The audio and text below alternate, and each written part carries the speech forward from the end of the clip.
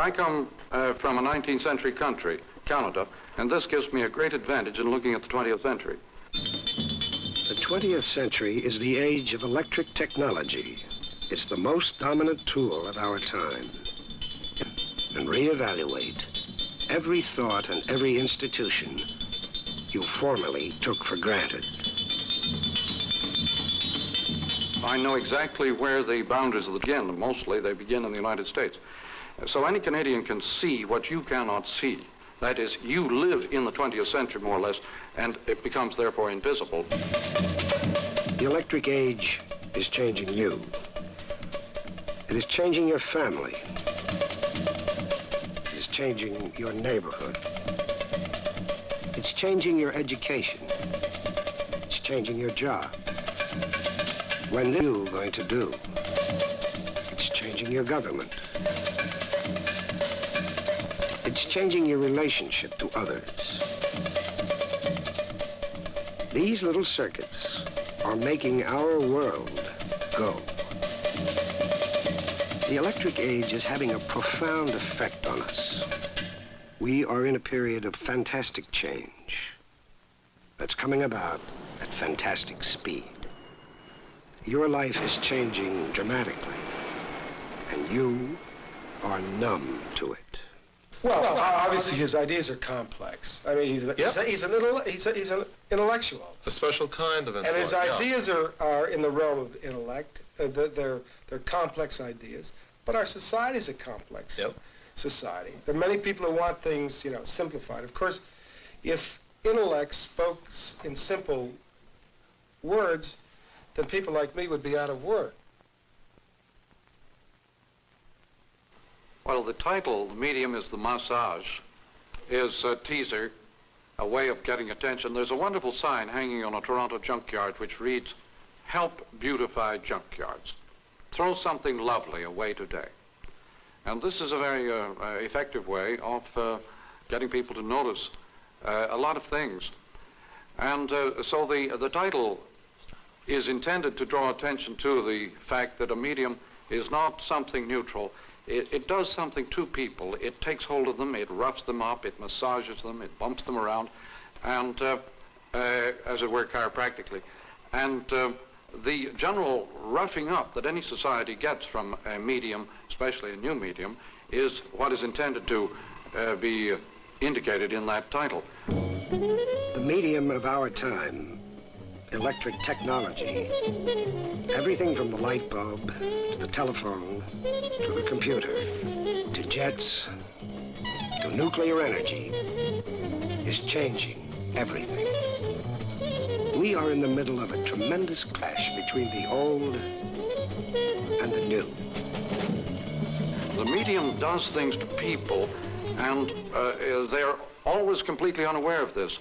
They don't really notice the new medium that is roughing them up. They think of the old medium because the old medium is always the content of the new medium, as movies tend to be the content of TV, and as books used to be the content, novels used to be the content of movies. And so every time a new medium arrives, the old medium is the content, and it is highly observable, highly noticeable. But the real roughing up and massaging is done by the new medium, and it is ignored. The idea that television, computers, and the rest are just tools that we use for better or worse isn't true. The way you react to them is what's important, not what's in them or on them. How you use your eyes to see, your ears to hear, brings about new forms of human association and action. The way we refer to this new situation created by the new television massage or treatment of our senses, and it is an evaluation made by the old visual types looking in the rearview mirror as usual of something that is threatening the old values and reversing the old values. When information is brushed against information, the results are startling and effective. We are re-entering the old tribal world, But this time we're going to go through the tribal dance and the tribal dream wide awake. The search for involvement and fill-in takes many forms. It's like drawing cartoons. You can't fill in all this because none of these things happen without some sort of cause or some sort of reason in the minds of other people. The discotheque, the go-go, as a form, is an area in which anybody who takes time can make interesting discoveries. Many of the things I talk about I find very irritating. That's what leads me to investigate them, you know. You look around for a hair of the dog that bit you. I look into many of the new forms simply because I find them very exasperating and irritating and troublesome to peace of mind and so on. And on the other hand, I've discovered to my amazement that if you take some violent and irritating process, say like radio or TV, and start looking at how it works, what it's doing to you and why it's doing it to you, you can get very enthralled, very excited. Television has been labeled sterile. There is nothing sterile about television, except in the eye of the beholder. The FCC type of observation of television, the totally irrelevant, totally incapable of coming to grips with this form. When you speak of sterility, you speak of the movie programs that are shown on TV. You're not talking about television at all. Marshall McLuhan is a professor of English at the University of Toronto and director of its Center for Culture and Technology. He's the author of several books and hundreds of articles whose sales increase daily and spreads. Suddenly, everybody, press, industry, corporations, and the new youth, have discovered him, and he has become a storm center of extreme controversy. My largest objections to his principle is that he's basically, and this is a distilled view of what I've gotten from his work and from his presence, a whimsical sociologist rather than a penetrating philosopher or a deep-thinking psychologist. The ordinary child of our culture is being educated, massaged by the TV form into a state of participation in all sorts of sensuous operations that the old visual culture carefully refrained from and kept distant from. The week after the book came out, you suddenly heard professors starting talking about the grain and the medium is the message, and suddenly all these little slogans, were all just being picked up, like that, and it became sort of rather mud. Why should in the TV age scuba diving or skin diving suddenly become popular? I would say right offhand, the reason is very simple. TV watching is scuba diving. I do believe he is a popularizer. I do believe in 5 years we will look back at this book and perhaps shrug our shoulders. I don't think it's of long or lasting influence. The movie has become progressively better understood since TV. It has become an art form. It is being given all sorts of special consideration and is even being used as a recruiting center for political talent and other show business. I think Mr. McLuhan seems to be awake to all of the media of modern life, certainly, and he understands perhaps either intuitively or with his very broad intelligence the meanings of the various major art movements, including pop art. Now that we have an electronic sort of world, we live imaginatively in the old frontier world of, horse opera. Salinger was the great hero, and strangely enough, for another group, A.A. Milne. So it doesn't have to do with adulthood or maturity necessarily. I believe some of these are fads. However, McLuhan, aside from youngsters who are now involved with Lord of the Rings in the same way, has some interesting things to say. And the fact that Madison Avenue got more involved with him than perhaps academia, and I'm talking about faculty level at academia, I believe is revealing. The fact is the telephone speeds up all patterns of human interrelationship so that all kinds of decision-making, all kinds of organizational life inside business and in the community are changed completely. His writing style is extraordinarily up-to-date. It has a kind of swing to it that mediates between highfalutin scholarship and ad writing. And when you read that, although it doesn't read clearly all the way, somehow the cumulative effect of it is that you understand much better than if you heard some stuffy scholar talking in a classroom. To me, this is his role. He's talking about goggles, you know, and everybody's got a set of goggles. Everybody thinks his own set was given to him by God and is universal, natural, and supposed to be. And what he's saying, he says, just for a minute, think of the possibility that maybe your set of goggles is a private, idiosyncratic set of goggles. And suppose that the generation before had a different set of goggles, and you got this set of goggles, and you both think you're looking at it the same way, and you're not.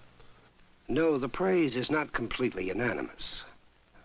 Though Life has labeled him the oracle of the electric age, and the Herald Tribune said he may be the most important thinker since Newton, Darwin, Freud, and Einstein, he has also been called the high priest of pop culture, the intellectual celebrity, and even that nut professor in Canada. People being excited about McLuhan is that he really has a great knack for developing slogans, you know, like the medium is the message and the channel and the information, those sorts of slogans, and they're very appealing.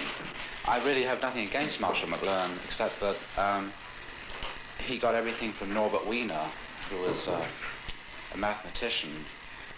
The medium I employ is the probe, not the package. That is, I tend to use phrases, I tend to use observations that tease people, that squeeze them, that push at them, that disturb them, because I'm really exploring situations. I'm not trying to deliver some complete set of observations about anything. I don't think he makes a decision. I don't think he commits himself, which, depending on your view of where our art is going, would either make him a potentially great artist or not one at all. I'm an investigator. I explore, and instead of explaining, I explore. Our time is a time for crossing barriers, for erasing old categories, for looking ahead. Ordinary people prefer to live in the immediate past, a bonanza style.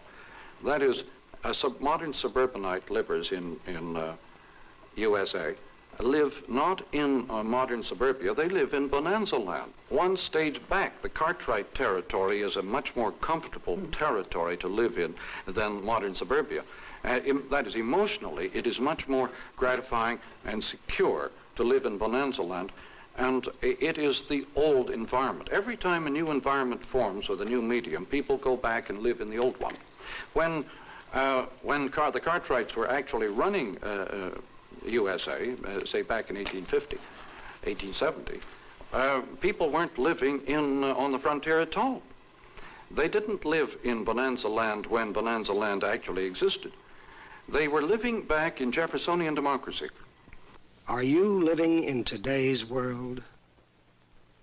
In the new electric world, where everybody is involved in everybody, where everybody is involved in complex processes that are going on in the total environment, the old identity cards that used to constitute private identity, the old means of finding out who am I, will not work. People now have to encounter themselves in the inner world, Kierkegaard or existential style, in order to know who they are.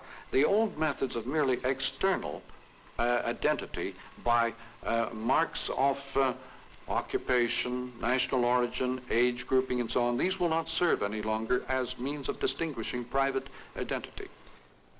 How much do you make? Have you ever thought about suicide? You are fast losing your private identity. Information is being collected about you, and it's being recorded in a corporate memory, making up one big computerized gossip column. It is unforgiving, unforgetful. And so it goes, every minute of every day. You're the mass man, the collective store of all that ever happened. The walls of your rooms are coming down. It's becoming a simple matter to wire and pick out of your homes your private, once solely personal life, and record it. Bugging is the new means for gathering information, Who knows? Maybe you've been bugged for sound. It couldn't happen. What's that buzz? Privacy was almost unknown, even in Shakespeare's day. It came in after that period in the 17th, 18th centuries, and it was dependent upon an architecture that sealed off spaces. People didn't live in private spaces in earlier periods, and it was with the coming of the book and the need for areas in private areas in which to read and study and so on that privacy gradually caught on as a value. I don't think privacy has quite the same meaning in our time that it used to have. I know, for example, a big business in Toronto where all the private offices have been dissolved, all the walls have been pulled out so that the participants in this business can sit together around tables in the middle of the big office space so that they can watch each other's responses to stocks and world events and so on. They want a perpetual dialogue going on among themselves as a response to world events. The family circle has widened, Mom and Dad. The world pool of information, constantly pouring in on your closely knit family, is influencing them a lot more than you think. The instantaneous world of electric informational media involves all of us, all at once. Ours is a brand new world of all-at-onceness. Time, in a sense, has ceased, and space has vanished. Like primitives, we now live in a global village of our own making, a simultaneous happening. Global village is not created by the motor car or even by the airplane. It's created by instant electronic information movement. The global village is at once as wide as the planet and as small as a little town where everybody is maliciously engaged and poking his nose into everybody else's business. The global village is a world in which you don't necessarily have harmony. You have extreme concern with everybody else's business and much involvement in everybody else's life. It's a sort of Ann Landers column writ large. And it doesn't necessarily mean harmony and peace and quiet, but it does mean huge involvement in everybody else's affairs. And so the global village is as big as the planet and as small as the village post office. We now share too much about each other to be strangers to each other. For example, in the age of the information explosion, all the walls go out between age groups, ethnic groups, between family groups, national groups, between economies. The walls all go out. People suddenly have to adjust themselves to this new proximity, this new interrelationship. And merely to tell them that this has happened isn't very helpful. What they need to know is, if it is happening, what does it mean to me? For example, in the matter of, say, automation and jobs. Information at electric speeds blows out all the partitions between jobs, involves people in firms, in operations that are total and inclusive, so that big business has discovered that instead of a person occupying a little specialist slot in the business, it's better to work with small teams that can take overall cognizance and consideration of the whole operation of the firm, and come up with all sorts of new solutions for factors that affect the entire operation of the firm, instead of just going ahead doing their little job in the old pattern. Same way with private lives. What had formerly been private life tends to become more and more corporate. Today, the information level of education in the classroom is far below the level of modern home environment of electronic information.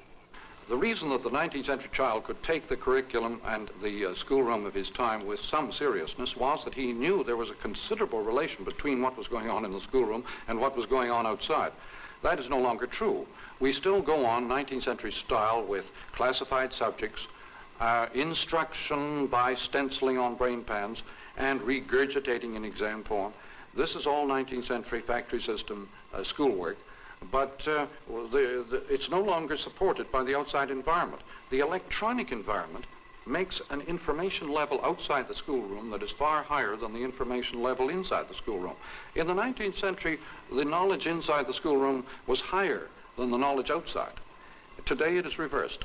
The child knows that in going to school he is, in a sense, interrupting his education. Education must shift from stenciled instruction to discovery, probing, and exploration. The young today want roles. They want total involvement now, rather than just fragmented, specialized jobs or goals.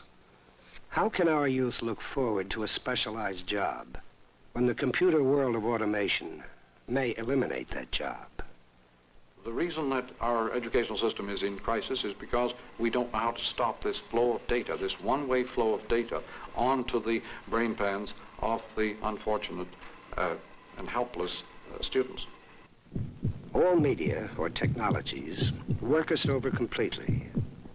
They are so permeating throughout in their personal, political, psychological, moral, ethical, and social consequences that they leave no part of us untouched. Any new medium changes the image we have of our own bodies. For example, the motor car is a vast extension of our feet, and it turns you into a paraplegic in a powered armchair, as it were.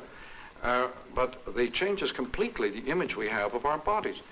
With television, the image we have of our bodies is profoundly altered by the fact that the image goes inside us, and this has had a profound effect on the motor car. The safety car is partly the response or the effect of television on the motor car. Involvement in the motor car in a new way makes people feel that it's something they ought to be able to control and from which they might expect a certain degree of safety. This is very much a TV effect on motor car. It may destroy the motor car. But the image we have of our own bodies is completely altered by any new medium. Color television is not the old black and white television with color added. It is a new medium. It completely alters the image we have of ourselves. Our body percepts, as the psychologists say. Our body percept is something of which we are always unconscious.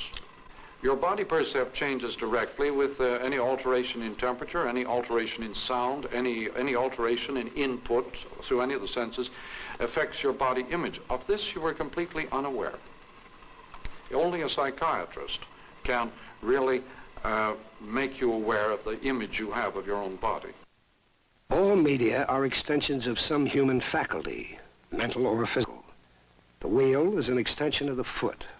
The book is an extension of the eye.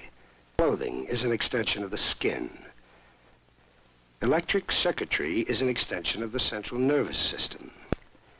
The extension of any one sense displaces the other senses and alters the way we think, the way we see the world and ourselves. When these changes are made, men change. Before the alphabet, our primary sensory organ was the ear. The great power of the phonetic alphabet, as discovered in antiquity, consisted in creating a means of translating all languages and all human activities into a common set of symbols, which were quite neutral and non-involving.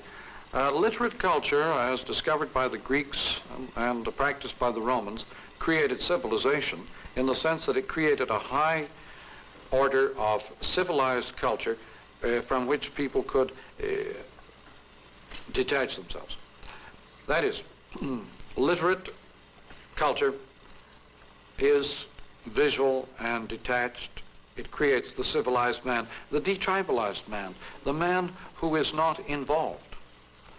And the effect of the electric revolution is to create once more an involvement that is total. We are unaware of the dangers of not understanding the need for involvement. The dangers are total. The chances of your understanding anything going on in your own time are very small, except through the means or media provided by artists. Artists are people who enjoy living in the present. Since the time of the Renaissance, we have been contained by a visual monopoly. Art was rigid and kept us out of the frame. Today, art is anything you can get away with.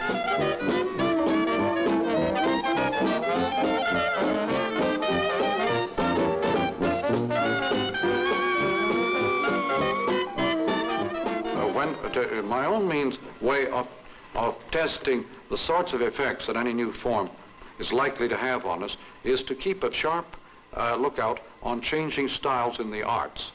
The artist is always a jump ahead of technology and is engaged really in giving you images of what sort of effects it's likely to have upon you later on. So that the changing style in the arts, like pop art and so on, are pretty good indications of the real meaning of television. Pop art simply tells you the only art form left for you today is your own natural environment. You have now to program it as if it were a work of art and an environment.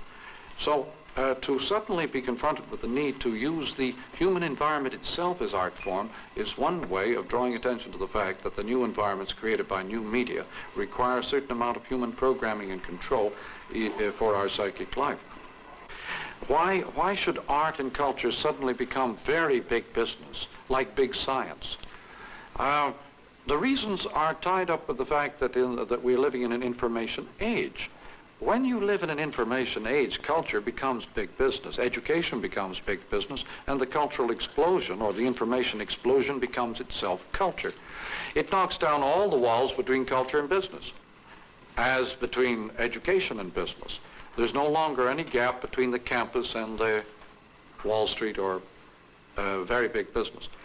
If anybody can participate in this whole area of exploration and discovery, and so I try to tease people and to urge them to get into these activities of discovery. Children love it. You can quickly get them going because one reason being they sense that here is an area that in which I can become far more expert than my teacher. What about pop art? Why pop? Why not mom? Art used to be mom's province. Suddenly, pop art. It's a pun. Puns, jokes, humor as a system of communications and as a probe of our environment. It doesn't deal in theory, but in immediate experience. And it's often the best guide to our changing times. One of the strange features of our time is the joke without the storyline.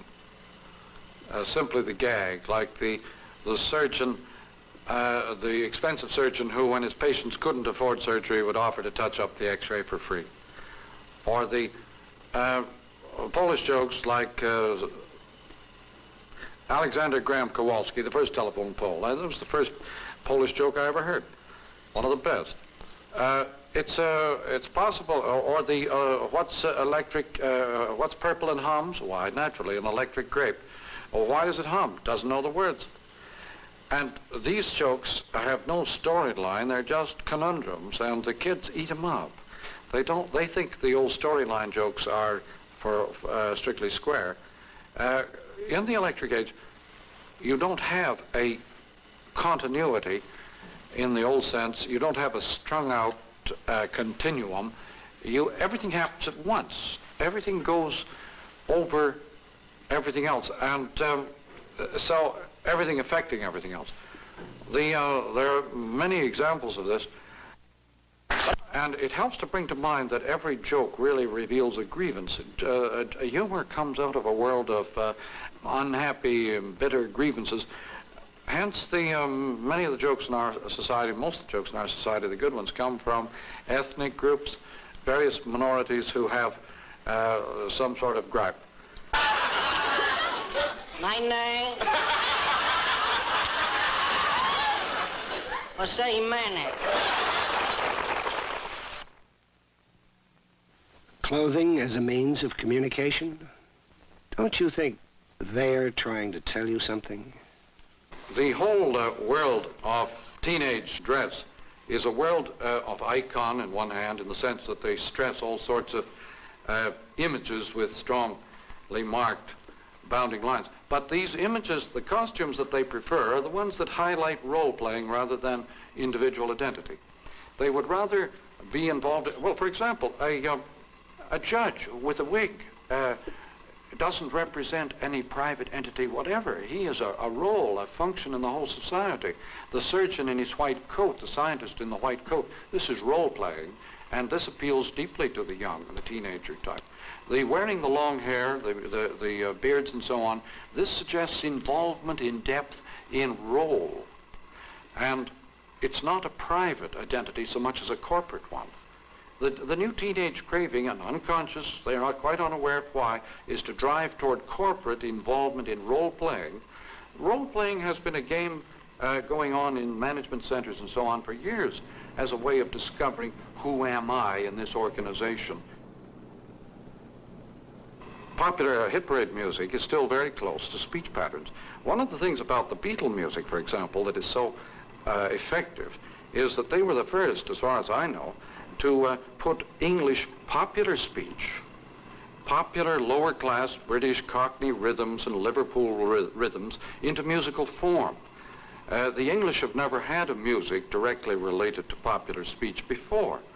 When you make a music that is related to popular speech, it enables the singer to put on the whole audience, the public, as a mask and wear it as a mask of power. The Beatles are powerful. Any popular music is powerful because it puts on the rhythms and the patterns of the whole audience as a mask. John Cage, a composer of new music, has stated, "Everything we do is music. Everyone is the best seat. Theater takes place all the time, wherever one is. And art simply persuades one that this is the case. One must give up illusions about ideas of order and expressions of sentiment. Accept that a man is a man, and a sound is a sound. The ear, like the electric age, is a world of simultaneous relationships."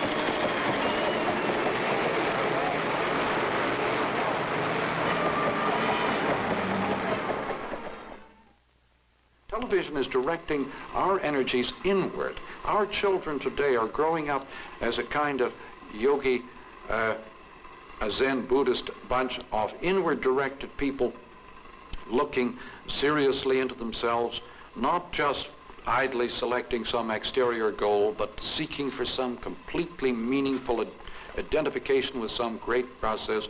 That's why Youth Peace Corps and so on appeals to children. It's not a job. It's a completely involving role.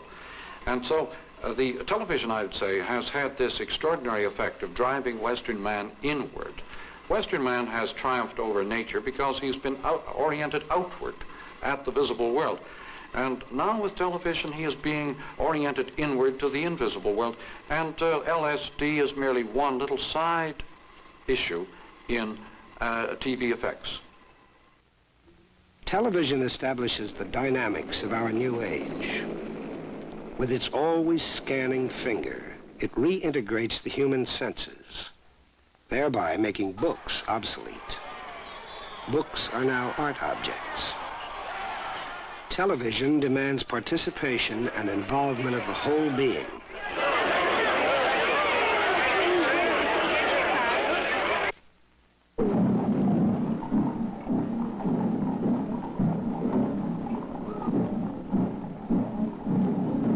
was the funeral of President Kennedy that mostly proved the power of television to draw everyone into mass participation. The entire nation and world were simultaneously united in a single emotion and involvement.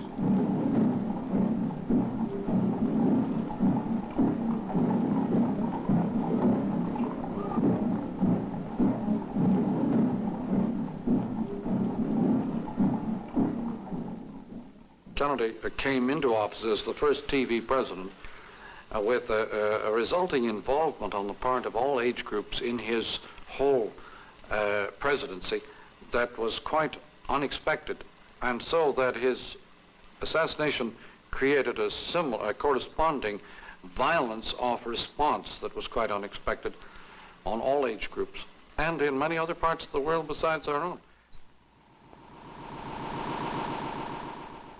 A satellite system of broadcasting permits, for example, an immediate participation in events anywhere in the world, ending all news reports.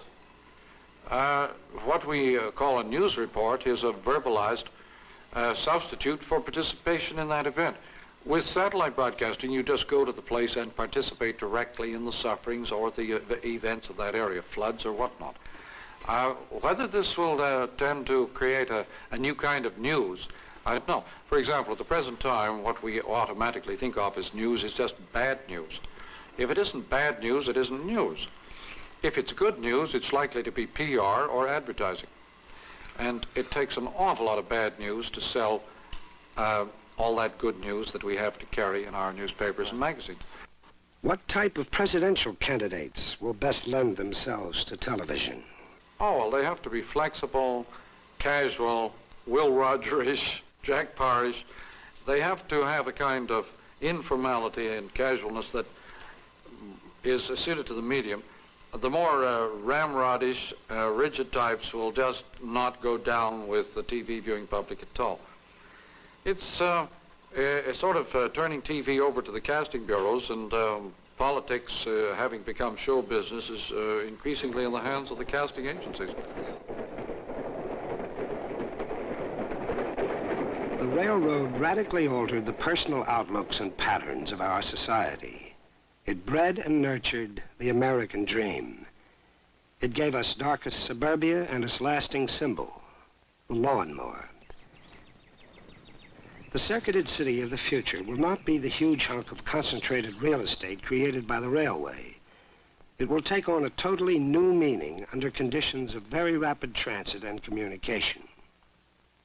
Well, the city, created partly by the railway as a railhead, the city has undergone strange transformations with the motor car on one hand and the airplane on the other hand.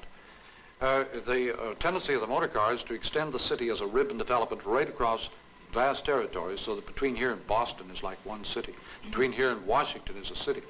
And on the other hand, the airplane sort of leapfrogs over those spaces and wipes out roads, wipes out the big city. We'll work at home in created space, created by electric media, connected to the corporation or boss, not by railroads or roads, but by television and other media. We'll relay information by closed circuit, two-way TV, and by computer systems. The great massive American rush hour will be over, and the hell with driving. When many of these kinds of developments begin to occur in many forms at once, at very high speeds, then it becomes easy to perceive the pattern. When things happen relatively slowly, it's like still shots on a film. If you look at them one at a time, it's very slow. You don't see very much change, but project them at a reasonable speed and the pattern of development becomes perfectly evident. We are now living in a world where things change so rapidly that anybody can spot the configuration, the pattern of change. And we're living increasingly in a world of pattern recognition instead of just classified and isolated items. The whole speed up has tended to make everything much more intelligible and understandable than in the past. The speed of electric communication alone does not allow us to use purely visual material to comprehend the world. They are just too slow to be relevant or effective. We are moving from the habit of data classification, for they refer only to the past, not the present. Advertising agencies have always been mystified as to why is the storyboard more effective than the final product. And the answer to that is very important. It is that the incomplete form allows the audience more participation than the completed form. And now, a word from our sponsor. How many times do you suppose you've heard words to that effect announcing a commercial? Often, probably, since they're sandwiched between the hours of TV viewing time. The quality and entertainment level of the commercial is getting very high.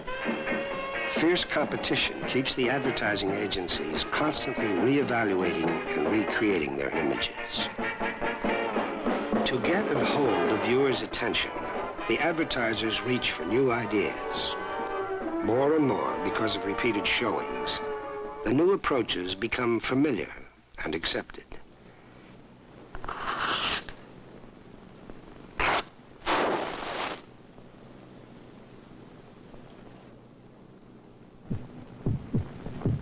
This is the sound of heart. It will beat 72 times in this minute. The commercial has preconditioned mass viewing audiences to abrupt film cutting with no storylines. Many of the techniques utilized in modern theatrical films.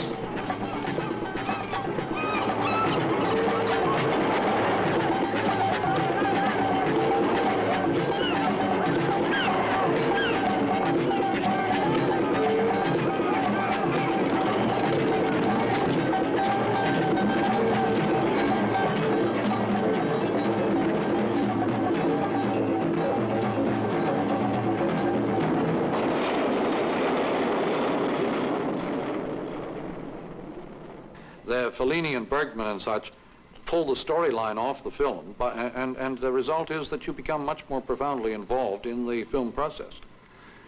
When you put a storyline on a novel or a film, you're much less involved. All right, the detective story. Edgar Allan Poe discovered, you see, that if you take the storyline off the detective story, the audience has to participate and make the story as it goes.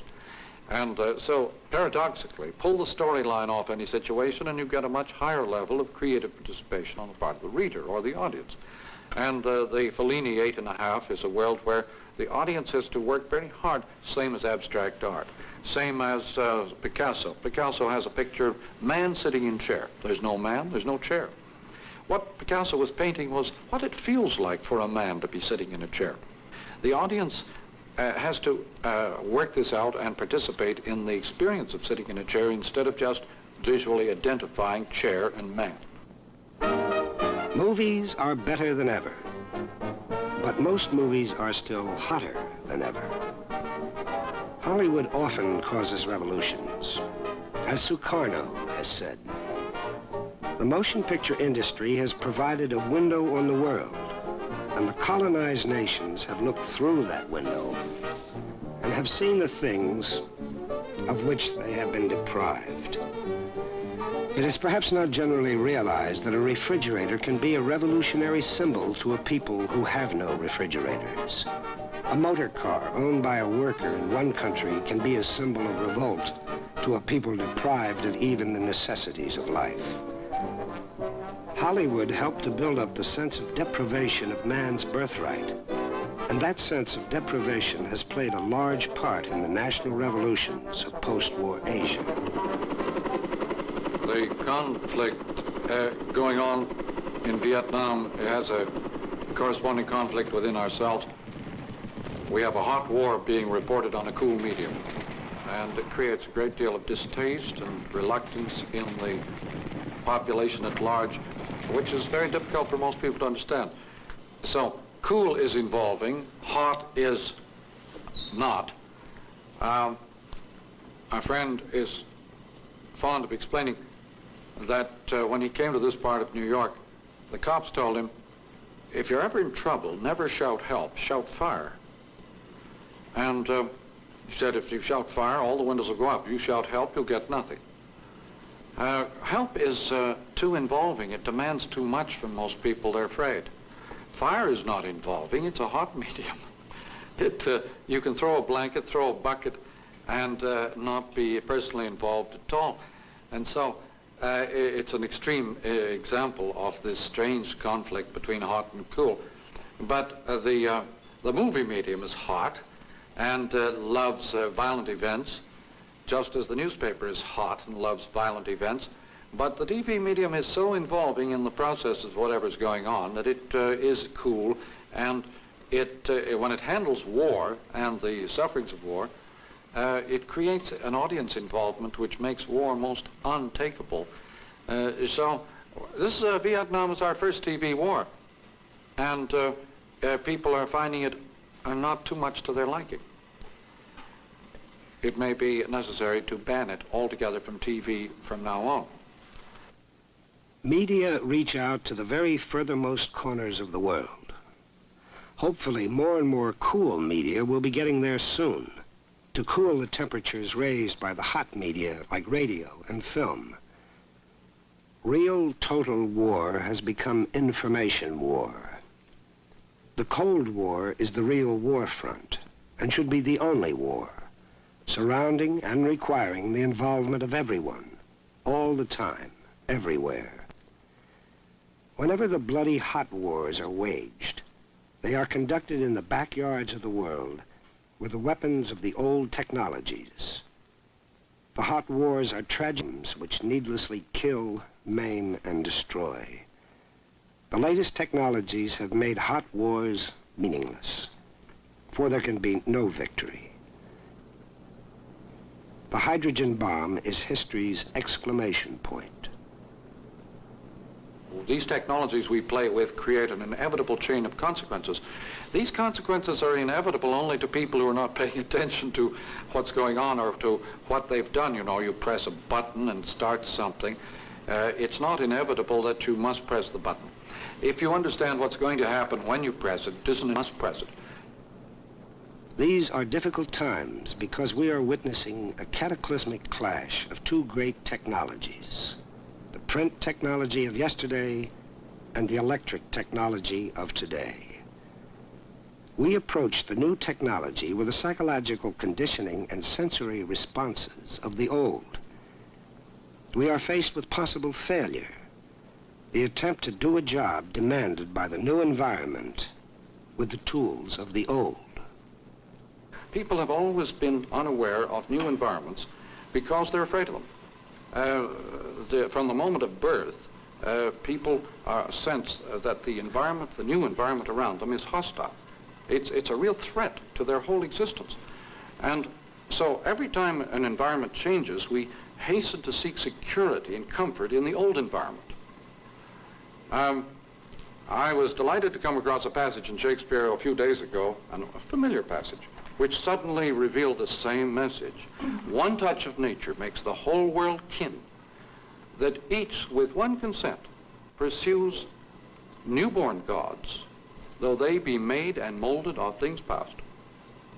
The new is always made up of the old, or rather what people see in the new is always the old thing, the rearview mirror. And what people see at any time, what their attention is focused upon, is always the rearview mirror, never the present image or the present fact. The future of the future is the present, and this is something that people are terrified of. The past went that-a-way. When faced with a totally new situation, we tend to attach ourselves to the objects, to the flavor of the most recent past. Suburbia lives imaginatively in bonanza land. We look at the present through a rear-view mirror.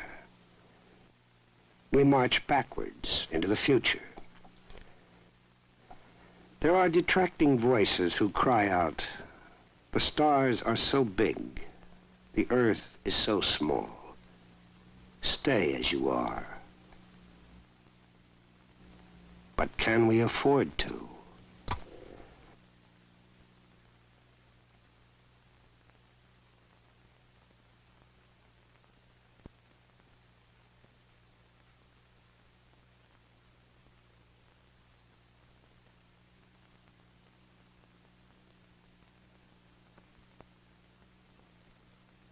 He was a presence which you had to either acknowledge and use, or if you didn't use him, you had to say why you didn't use him. So if Now, not everybody has to read McLuhan, but, right. if He's writers, ad men, television producers read him and act upon some of his insights, then touches everybody. it touches everybody. But the thing with McLuhan, and this is why the current distraction and everything like that, and it's part of what he's talking about.